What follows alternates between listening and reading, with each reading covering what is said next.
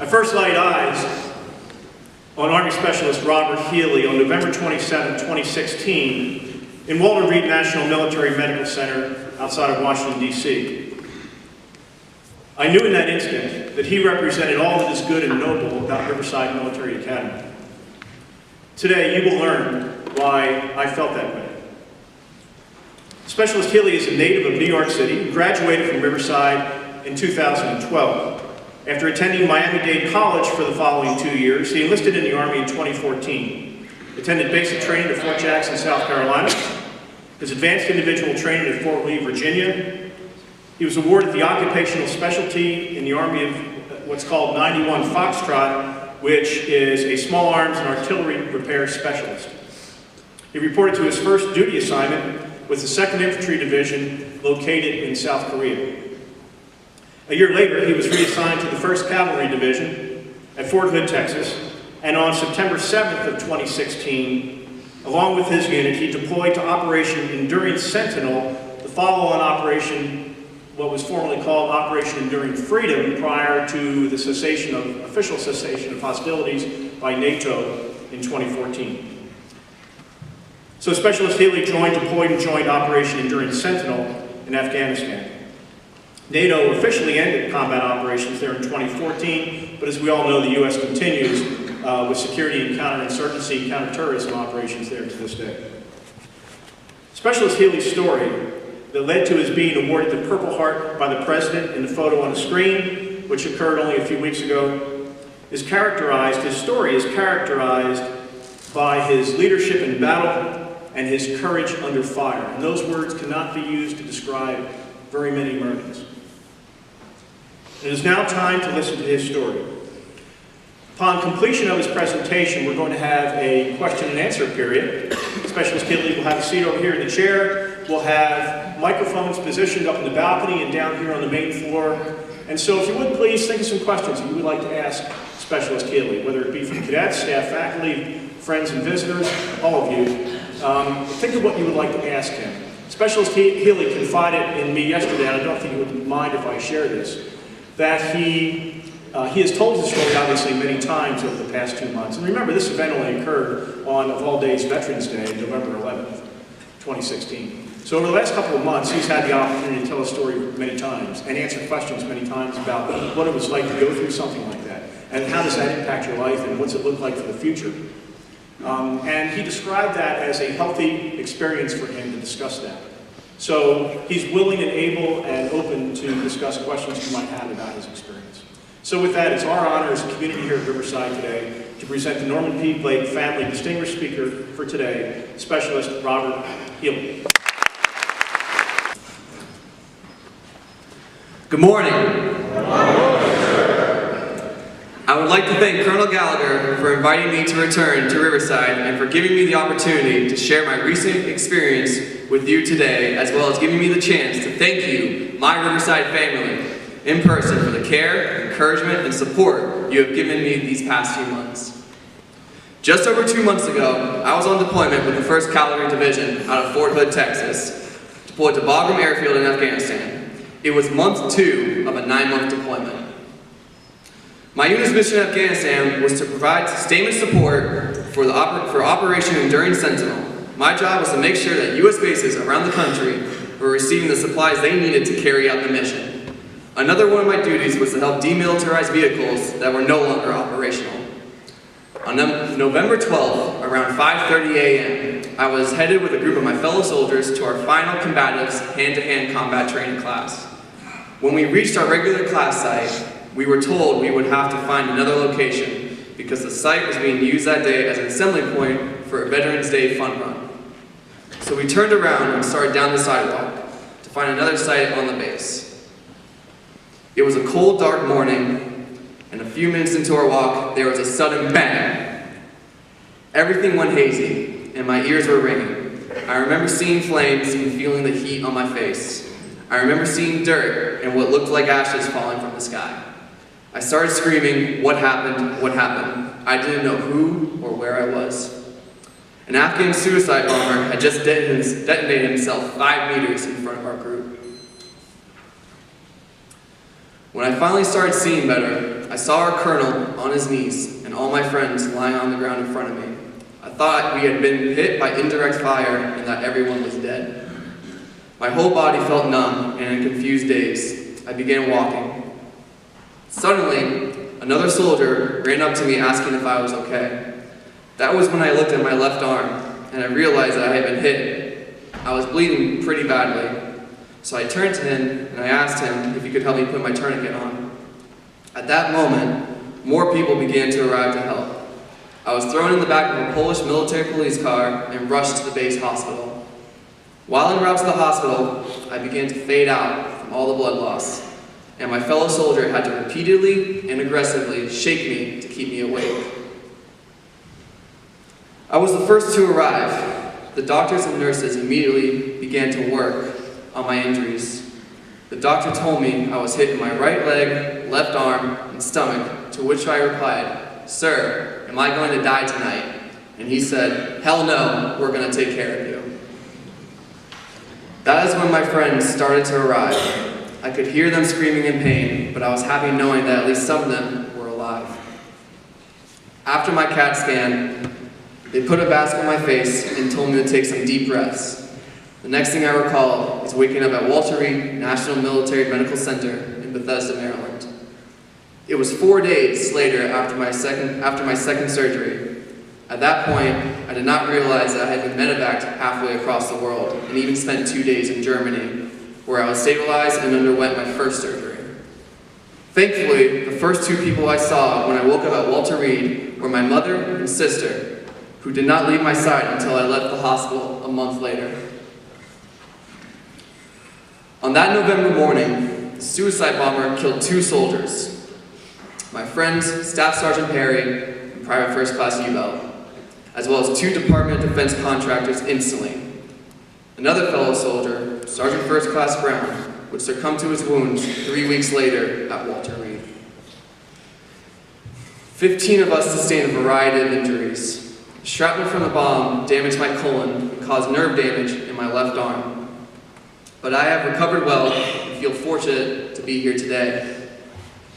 Some of the others injured have fully recovered, and while others are still on the road to recovery, my friend, PFC Winston Hensley, who was the most severely injured, having been hit by shrapnel in the head, has recently begun to eat solid food and has taken his first steps. His progress is truly remarkable.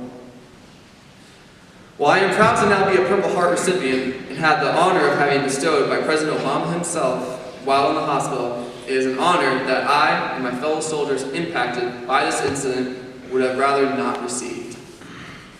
5 years ago, I was a Riverside cadet, sitting right where you are sitting, thinking exactly what you all are thinking right now. When is this going to be over? So I will try not to keep you much longer. When I attended Riverside, I did not fully appreciate the role the school, the faculty, TAC officers, staff, and fellow cadets would play in my life. Although I always had a love for the military, being sent to a military boarding school my junior year was not something I was so thrilled about. I mean, really, who wants to be stuck with a bunch of guys in the middle of Georgia wearing uniforms with a ton of rules and no girls in sight?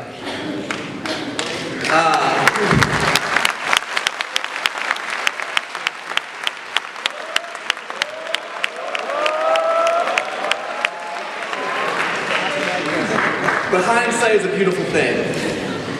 You might not see it now, but your experience at Riverside will be a source of strength and competitive advantage throughout your life. The lessons learned here are not just academic, they are lessons in camaraderie, character, resilience, teamwork, and leadership. I can't believe I'm about to say this, and my mother won't either, but thank those who sent you here. Embrace the experience and be willing to open yourself to opportunities offered. Okay, now I feel old.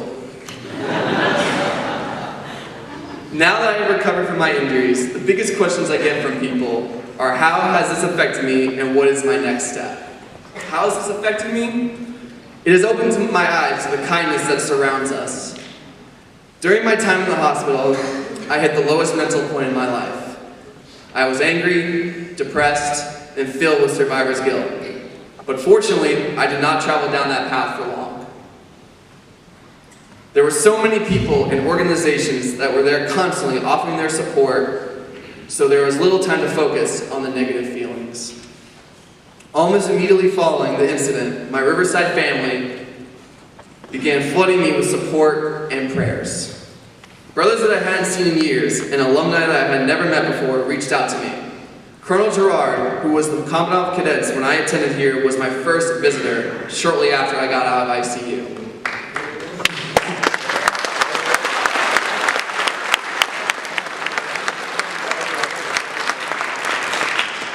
He drove all the way from the U.S. Army War College in Pennsylvania and back, 8 hours in the same day, just to see how I was doing. I have to tell you, seeing him walk through the door put a big smile on my face. Sergeant Major Sosa called several times to check up on me and give me words of encouragement. Colonel Gallagher, whom I had never met before, flew in to visit me bearing gifts and everyone's well wishes, as well as a beautiful quilt. Two of my best friends, Peyton Burrell and Peter Strobus, fellow Riverside cadets, were true buddies and came to break me out of the hospital, but made sure I was back by curfew just under the wire. Funny how some lessons are never forgotten. The message I am trying to convey is a simple one. This is a place of good, loyal people who truly care, who will be there for you in tough times. They will challenge and push you while you are here, but they are helping build up the parts in you that will sustain you through difficult times and keep you positive and moving forward.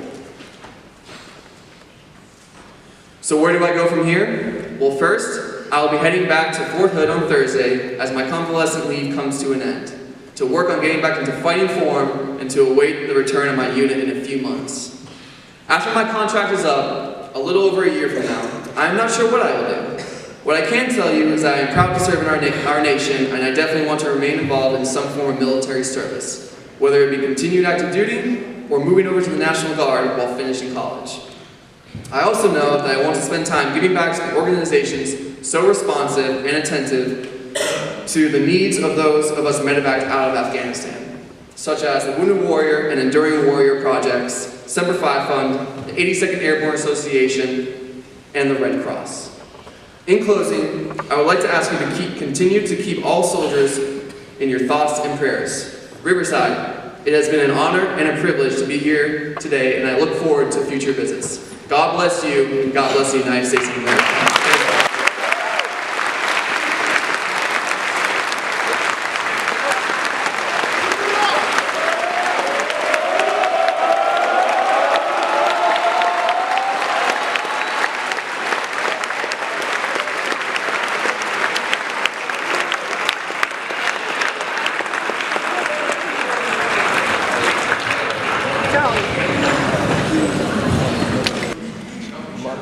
Don't be shy. The question I have is, you mentioned that during your time in recovery, it was the worst mental part of your life you've ever been in. During that time, did you ever find inspiration in those recovering around you? Absolutely.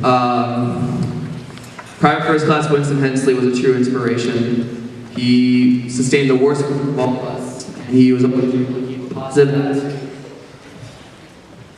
attitude and was always willing and quickly wanting to do the next step of recovery. And all my other battle buddies that were there with me as well, they all wanted to just get up and start walking and moving around. So I would not have recovered as well if my friends were still down and upset. So their progress was also inspirating to me.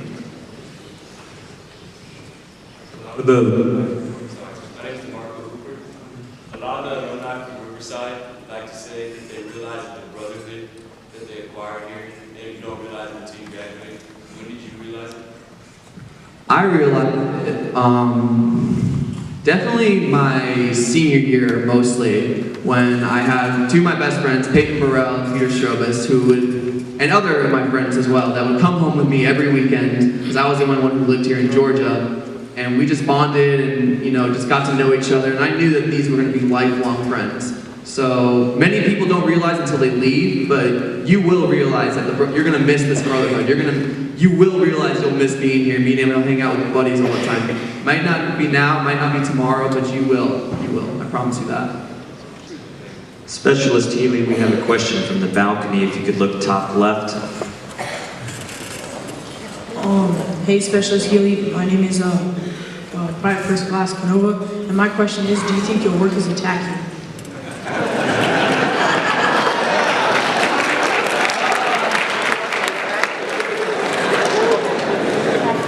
Employment at Riverside would definitely be a lot of fun, and I would definitely consider it.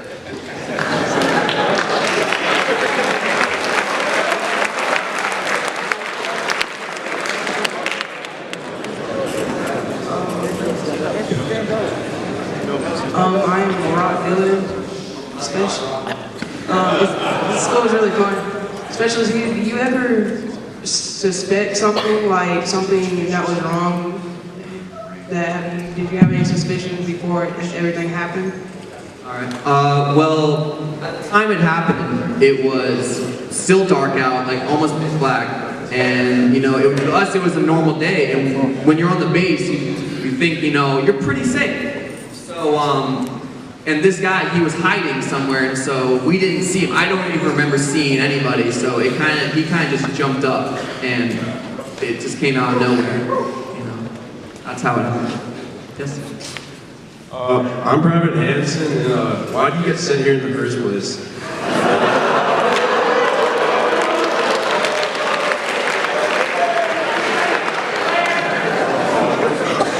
Well,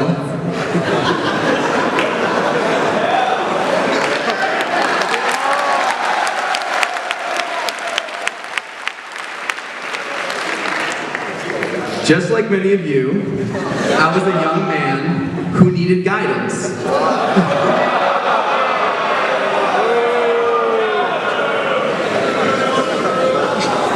I had actually attended a different military school before I even came here. One at the in Carolina. And, I moved to Georgia, and I wasn't doing the best my sophomore year, and I came here my junior year. So my mother thought it'd be good for me, and it turned out to work out really well. So I hope that answers your question. Specialist Healy, we have another question from the balcony. Morning, sir. My name is Shannon Maloney, first sergeant hotel company. My question is, what is the most important lesson that you learned at Riverside that helped you through your experience?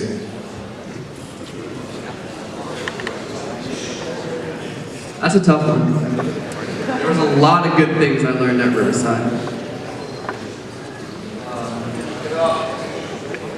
I guess the most important thing that I learned at Riverside was probably the strength that I got through the brotherhood of my fellow cadets. Like I said before, you might not see it now, but these brothers are going to be here for you in your darkest times. So, character, resilience, leadership, the wanting to lead from the front. That's what I learned from Riverside. Thank you. All right, let's go. My name is Ryan Little. What inspired you to serve the United States of America? I wanted to be in the I wanted to be in the military since I was a kid, since I was that big, and I've always wanted to serve my nation in some form. And so I thought the best way I could serve was in the uniform. So that's why I joined the Army.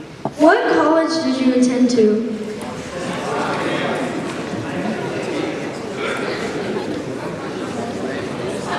I currently still go to Miami-Dade College. It's in Miami, Florida. I still go there online, and I was even taking a class in Afghanistan, which my professor still says I have to finish, even after everything. So. Specialist Healy, do you have any words of wisdom or any recommendations to give us to help us go through this Riverside experience? Absolutely. Be patient. Or be patient. I know it's tough to be away from family and friends, and some of you come from countries halfway across the world. And it's tough to be away from home at your age. But what you are learning here is going to benefit you in the long run. So just be patient and be willing to open yourself to the opportunities offered. Good afternoon, Specialist Healy. My name is Cadet Dres Ball. And my question is, what was the toughest thing about Riverside in your opinion? The toughest thing about Riverside was getting used to the rules and trying not to get in trouble with Sergeant Major Sosa.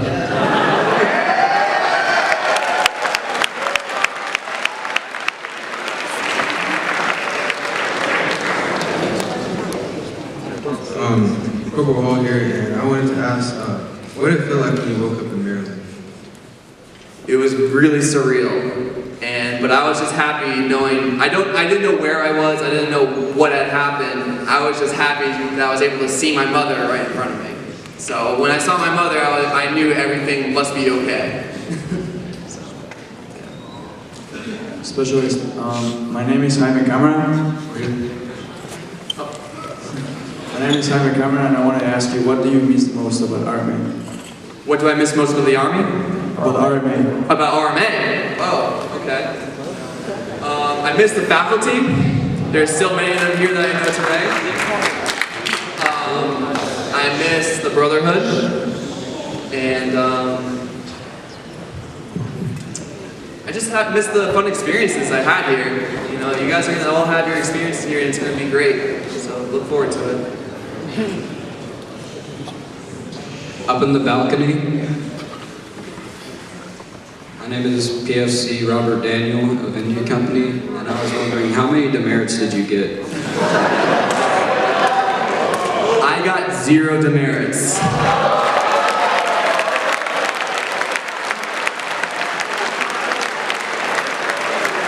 Never walked any tours, never went on an Eagle Challenge.